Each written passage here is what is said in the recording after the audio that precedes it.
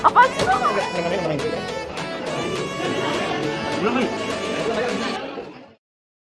Jadi alat-alat yang kita pakai, yang pertama ada penggaris, yang kedua ada gunting, yang ketiga ada isi lem tembak, yang keempat ada lem tembak. Lalu selanjutnya ada bahan-bahannya. Yang pertama ada kertas origami, yang kedua ada bola kecil, yang ketiga ada spidol, dan yang terakhir ada kardus.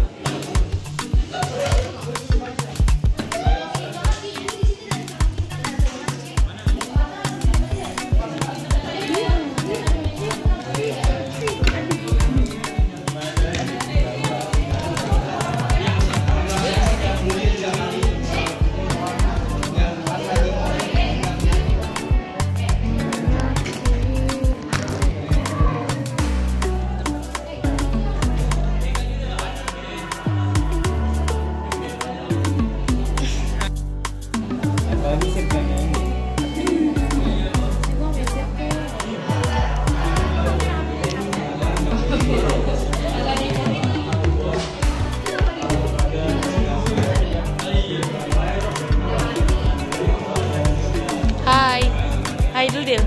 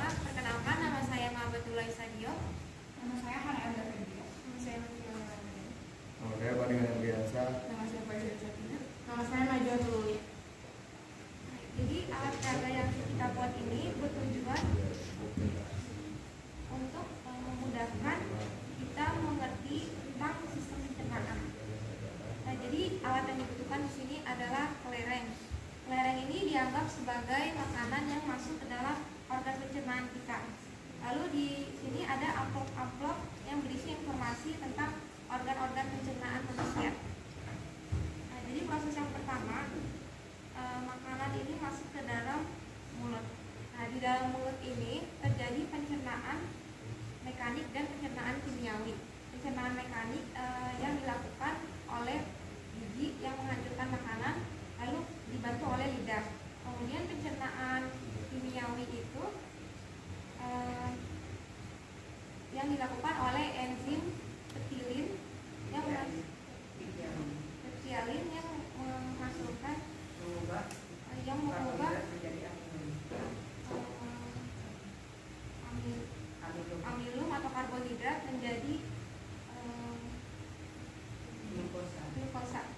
Lalu kemudian makanan akan melewati esofagus atau kerongkongan. Nah, di dalam kerongkongan ini terjadi gerakan peristaltik atau gerakan memeras makanan sehingga makanan dapat melewati menuju lambung. Lalu kemudian di lambung ini terjadi proses pencernaan mekanik dan kimiawi juga. Pencernaan mekanik ini dilakukan oleh otot dinding lambung. Lalu pencernaan kimiawi dilakukan oleh dua enzim, yaitu enzim pepsin dan renin. Nah, enzim pepsin ini mengubah protein menjadi pepton, lalu enzim resin ini mengendapkan protein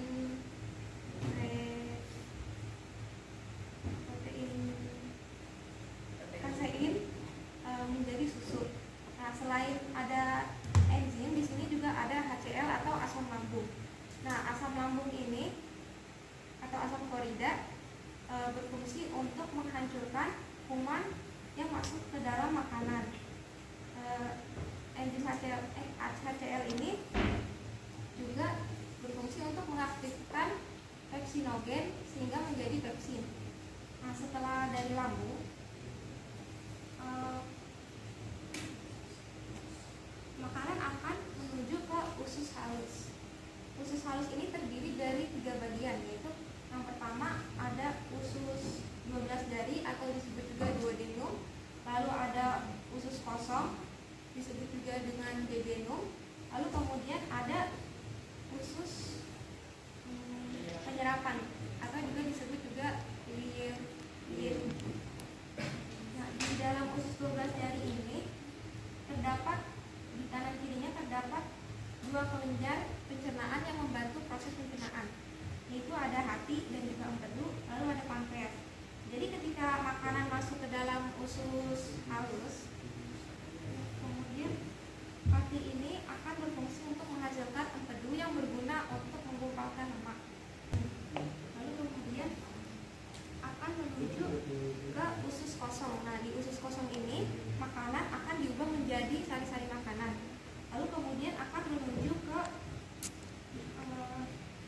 usus penyerapan. Nah, di sini sari-sari makanan akan diserap sehingga dapat diedarkan ke seluruh tubuh melalui plasma darah. Kemudian setelah dari usus halus, makanan akan yang tidak tercena akan masuk ke di bawah ke dalam usus besar. Nah, di usus besar atau kolam. Nah, di usus besar ini terjadi penyerapan air dan juga proses pembusukan makanan yang dibantu oleh bakteri Escherichia coli. Lalu kemudian setelah makanan dari usus besar, makanan akan menuju ke rektum. Nah, di rektum ini tempat penyimpanan sementara feses, karena setelah diubah di usus besar, ini makanan akan menjadi limbah padat atau disebut juga feses. Nah, terus setelah feses ini siap untuk dikeluarkan, maka ada yang namanya otot sphincter septum. Nah, itu yang mengatur pembukaan dan penutupan anus. Lalu akan dikeluarkan buang air besar, lalu feses akan dikeluarkan melalui anus.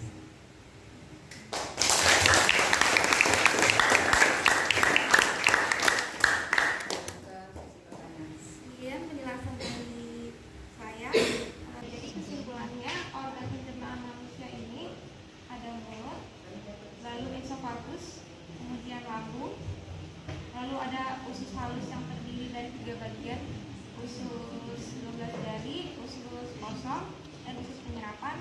Lalu kemudian ada usus besar